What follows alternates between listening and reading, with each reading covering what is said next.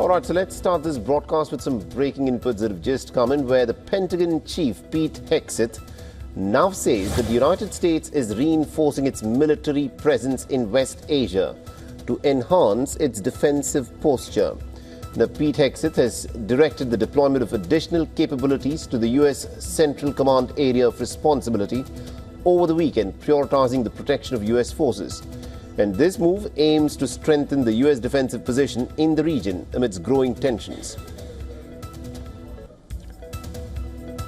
All right, now joining us in the broadcast, we've got our correspondent Susan Tehrani, who's been tracking all the developments very closely for us from New York.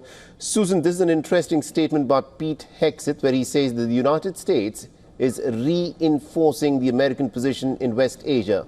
What's happening? So as you mentioned, Hegseth did make these statements online, and it's not clear what these capabilities are, but we do know that he had ordered the deployment of quote-unquote additional defense capabilities. This is, of course, amidst the conflict between Israel and Iran. Now, the United States has made clear that it will not enter this war unless U.S. troops are in danger or have been attacked. And also, it's important to note that a deployment of a large military refueling aircraft was reported by Reuters, you may remember, less than 24 hours ago from America's west coast all the way to Europe, and many were wondering where it's going. It was heading towards the Middle East.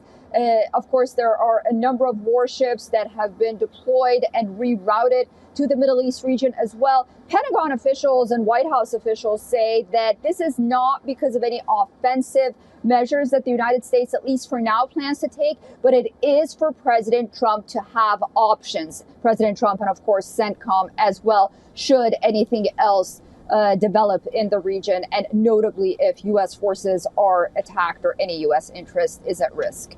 Interesting. Now, I also want you to weigh in a little on the comment that was made by the American President Donald Trump at the G7 summit, where he was talking to the reporters, where he said that Iran should come back to the negotiating table. If it does not, something big could happen here. What is Donald Trump alluding to, and why does he now think that the Iranians will come back to the negotiating table, considering that the Israelis have killed off the chief Iranian negotiator, Ali Shamkhani, who was talking to the Americans? Why would the Iranians believe that the Americans want to negotiate in good faith?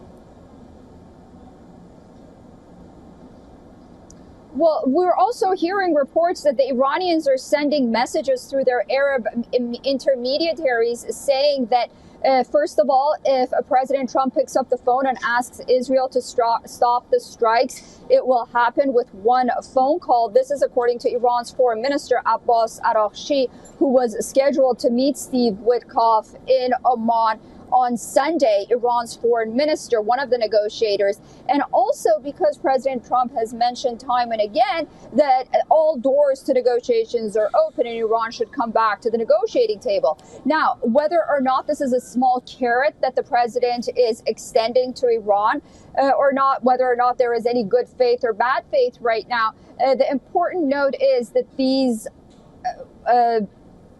tit-for-tat attacks continue to happen. So yes, the president will make those remarks. And of course, we hear reports that the Iranians are willing to negotiate as well. But how much of that would come to fruition is yet to be seen. Interesting. Thank you very much, Susan Tehrani, for joining us and getting us all those updates there.